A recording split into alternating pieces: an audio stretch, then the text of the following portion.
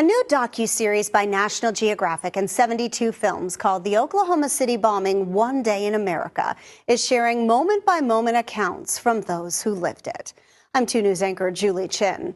Producers say the 3-part series features rare archive and powerful first-hand testimony from witnesses, some sharing their stories for the first time. I spoke with Amy Downs, one of the first people in the series and one of the last to be rescued. So it was like all this noise and screaming and everything, and then instantly nothing, like nothing. And I realized I couldn't move, and everything was black. My first thought was, where was everybody else? Where are my friends? 28-year-old bank teller Amy Downs had just sat down at her desk on the 3rd floor of the Murrah building when the bomb went off. And I just felt and heard this tremendous roaring and felt this powerful rushing sensation like I was falling, to find out later that I had fallen 3 floors. I was still in my chair, upside down, buried under about 10 feet of rubble. For 6.5 hours, she wondered if she'd survive. What was it like for you while you were there waiting for the rescuers to come? I couldn't see anything. I couldn't move, and it was very hot. When they found me, they thought there was another bomb. They had to evacuate the building because there was another bomb, they thought. And so my reality for the next 45 minutes was another bomb's getting ready to go off. So I thought I was going to die.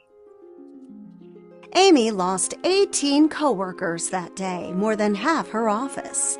Her own rescue, as she describes in the series, life-changing.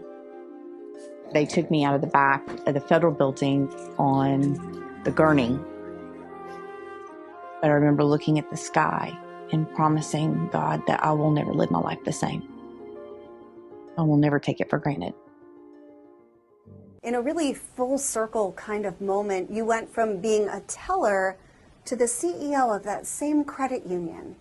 And just this week, I actually decided to retire early and start a second career of being a full-time speaker. Using the promise she made on that fateful day to spread a message of hope.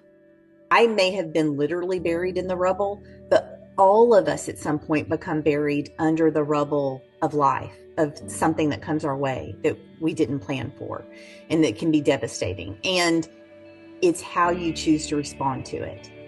Which is why she chose to share her story, one of triumph over terror. The unity that came about after the bombing, that Oklahoma standard, it is very clear in this documentary. And the stories of all the different people and all what they've gone through. That's what I want people to see, that human spirit.